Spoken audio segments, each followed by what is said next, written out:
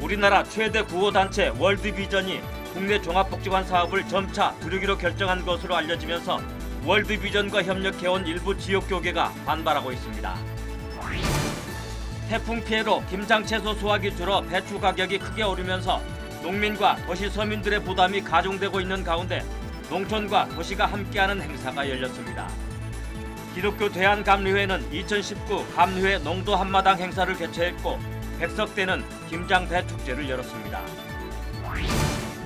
대학 수학능력시험이 일주일 앞으로 다가온 가운데 서울의 기독교 학교에서 수험생 응원 예배를 드리고 수험생들을 격려했습니다. 목회자들의 설교 준비와 변화하는 세상을 이해하는 데 도움을 주는 목회인 데이터. 오늘은 기독교인들의 정치 현실에 대한 인식조사를 전해드립니다. 여러분 안녕하십니까? CBS 뉴스입니다.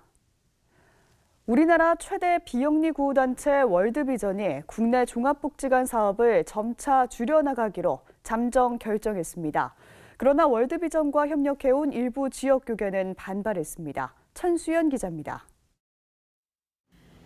국내외 소외 이웃을 돕는 데 앞장서온 한국 월드비전이 국내 종합복지관 사업을 단계적으로 종료하기로 한 것으로 알려졌습니다.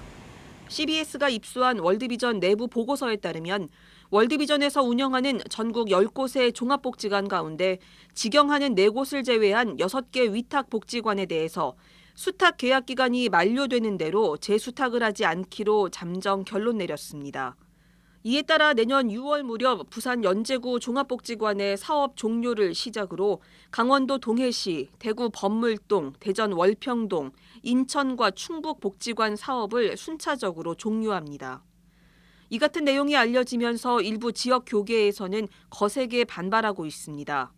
강원도 동해시 기독교연합회와 월드비전 강원지회, 월드비전 동해 운영위원회와 후원이사회 등 75명은 월드비전 양호승 회장과 이철신 이사장 등의 청원서를 보내 복지관 사업을 존속 유지해 줄 것을 촉구했습니다. 오는 8일에는 여의도에 있는 월드비전 본사를 방문해 회장 등 관계자도 면담할 계획입니다. 동해시 교계가 이같이 반발하는 데는 이유가 있습니다. 타 지역에 비해 기독교세가 약한 동해시에서 동해복지관은 1995년부터 월드비전이 위탁 운영하며 지역 교계의 선교와 봉사의 중심 센터 역할을 해왔다는 겁니다. 특히 이 지역에서 복지관을 위탁 운영할 만한 기독교계 복지법인이 없어 월드비전이 빠질 경우 이단 종파가 위탁할 가능성이 크다며 선교적 차원의 우려도 전했습니다. 다른 데도 아닌 월드비전이 교회를 중심으로 해서 오늘날까지 커왔고 교회를 교인들이 이렇게 후원해서 되었던 월드비전인데 이거는 교회 선교는 전혀 생각지 아니하고 필요는 굉장히 필요하고 굉장히 절실한데 이거를 외면하고 간다라고 하는 거는 월드비전의 정신이 아니다. 사회복지 관계자들에 따르면 사회환경 변화를 이유로 대형 NGO 법인들이 잇따라 복지시설 위탁 사업을 포기하는 사례가 늘고 있다며 자칫 지방 중소도시의 복지 서비스 질 저하로 이어질 수 있다고 우려했습니다. 대도시 중심으로 사회복지 시설이 세팅되어 있고 서비스가 집중되는 건 맞습니다. 지방 소도시 같은 경우에는 사실은 그런 서비스를 안정되게 할 만한 법인이 없는 경우들이 많고요. 월드비전의 복지관 사업 종료 계획은 국내 사업 전환 방침에 따른 것으로 이달 말 월드비전 이사회에서 최종 확정될 예정입니다. 월드비전 측은 동해시 목회자들의 반발과 관련해서는 지역 목회자들과 논의, 협의하고 있다고 전했습니다. 또 국내 사업 조정으로 해외 사업 비중을 늘리려는 것 아니냐는 일부 지적에 대해서는 사실이 아니라고 밝혔습니다. CBS 뉴스 천수연입니다.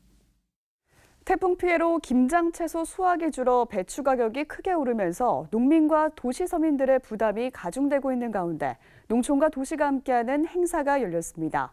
기독교 대한감리회는 2019 감리회 농도 한마당 행사를 개최했고 백석대는 김장 대축제를 열었습니다. 최경배 기자와 이승규 기자가 차례로 보도합니다. 기독교 대한감리회는 서울 광화문 감리회 본부 앞에서 2019 감리회 농도 한마당 행사를 열었습니다.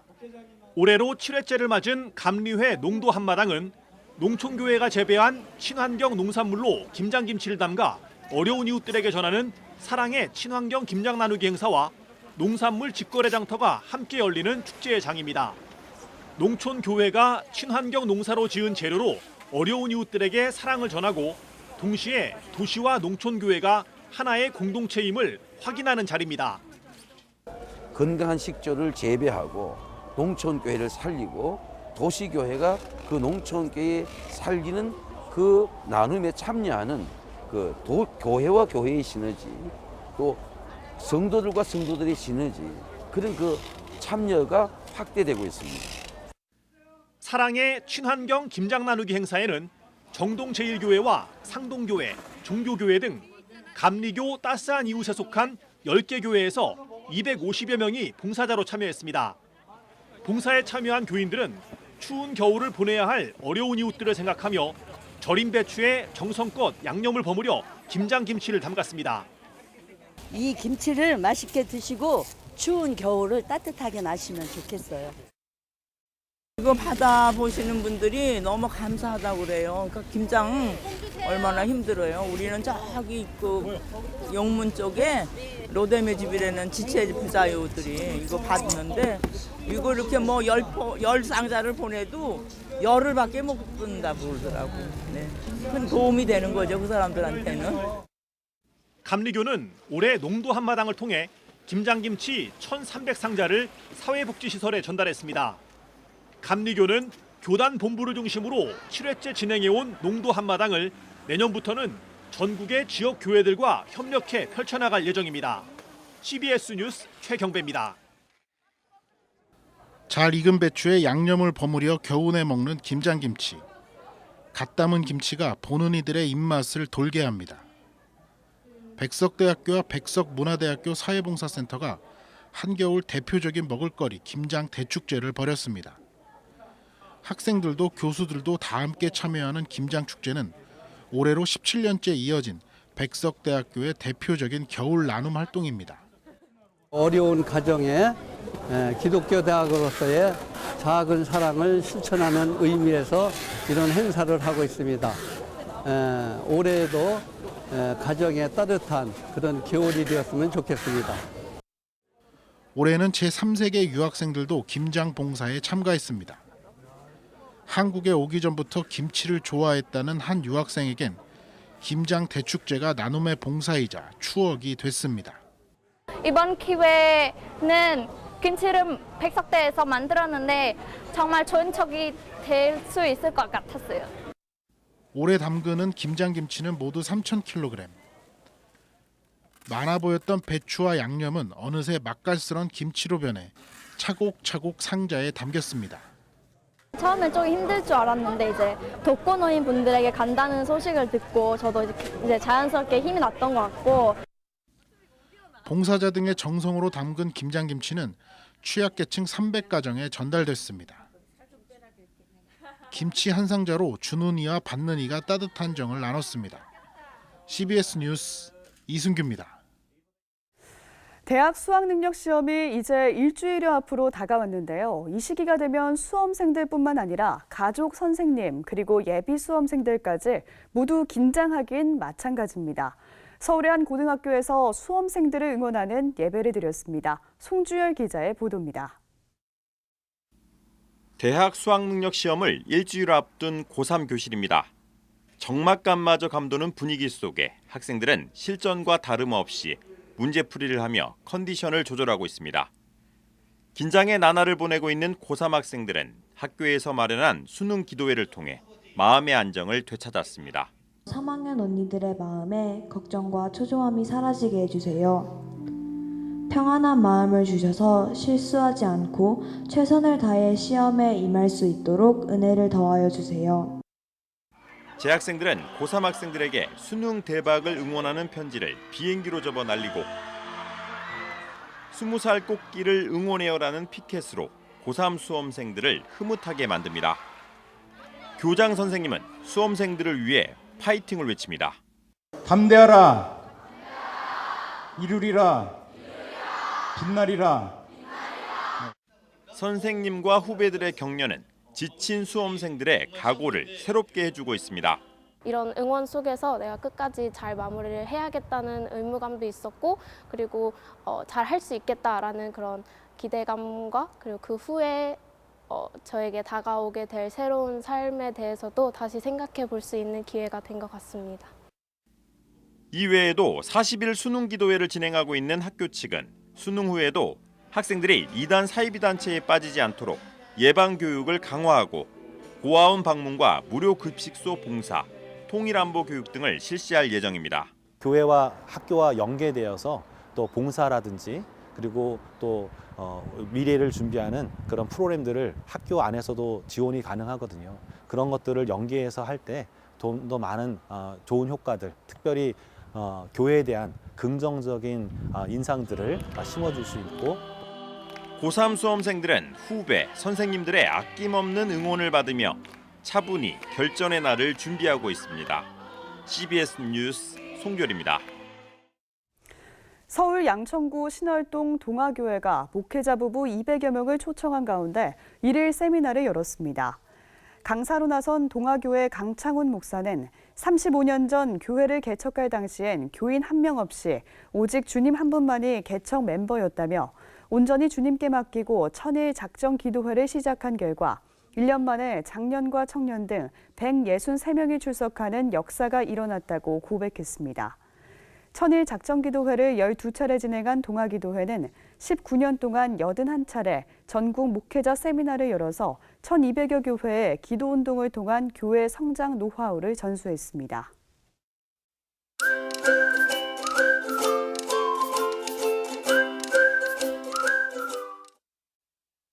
목회자들의 설교 준비와 변화하는 세상을 이해하는 데 도움을 주는 통계 자료를 들려드리는 시간이죠. 목회앤데이터 순서입니다.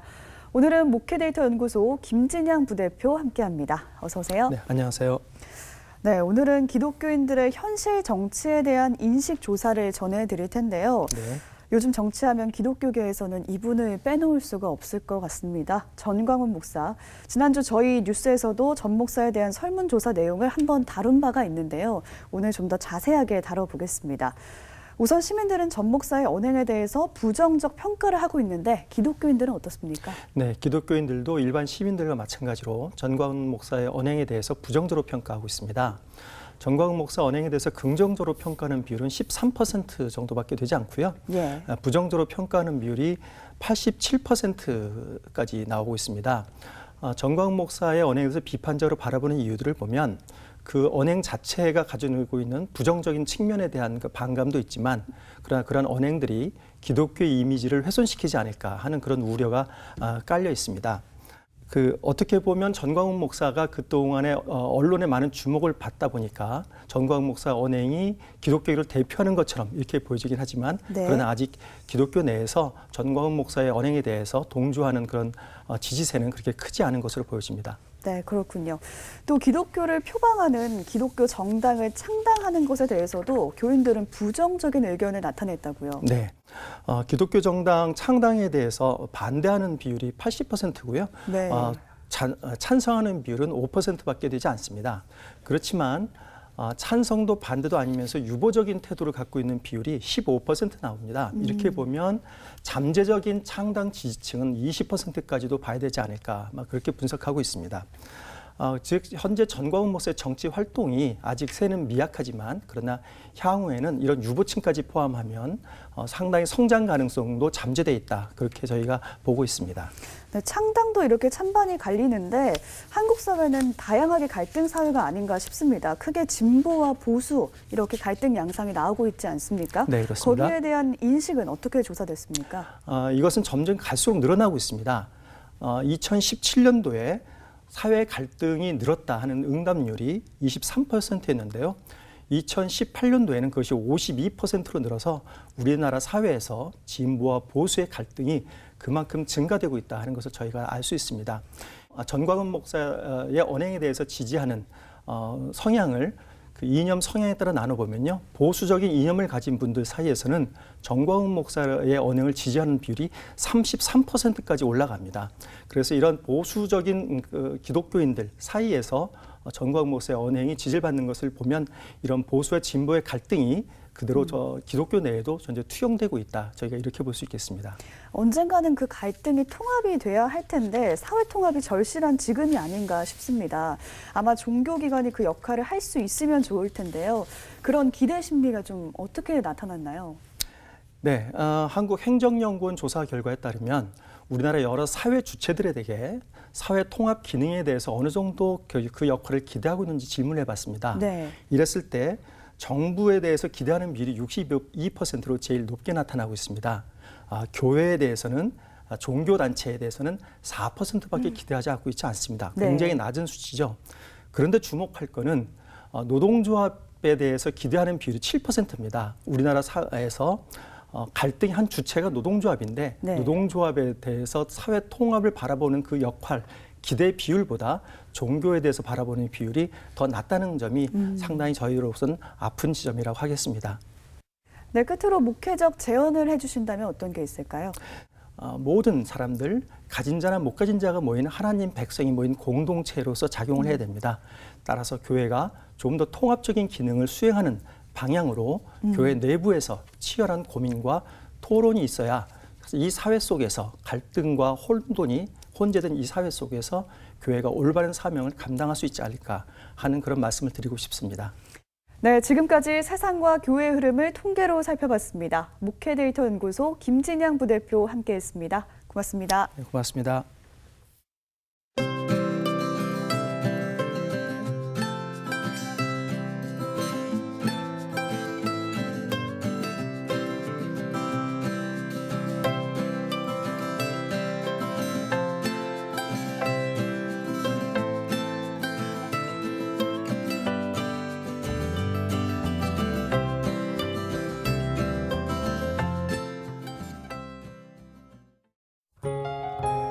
내일은 전국이 대체로 맑겠지만 경북 동해안은 비가 오는 곳이 있겠습니다. 내일 아침 최저 기온은 영하 4도에서 영상 9도, 낮 최고 기온은 12도에서 19도로 예상됩니다. 이상으로 뉴스를 마칩니다. 함께해 주신 여러분 고맙습니다.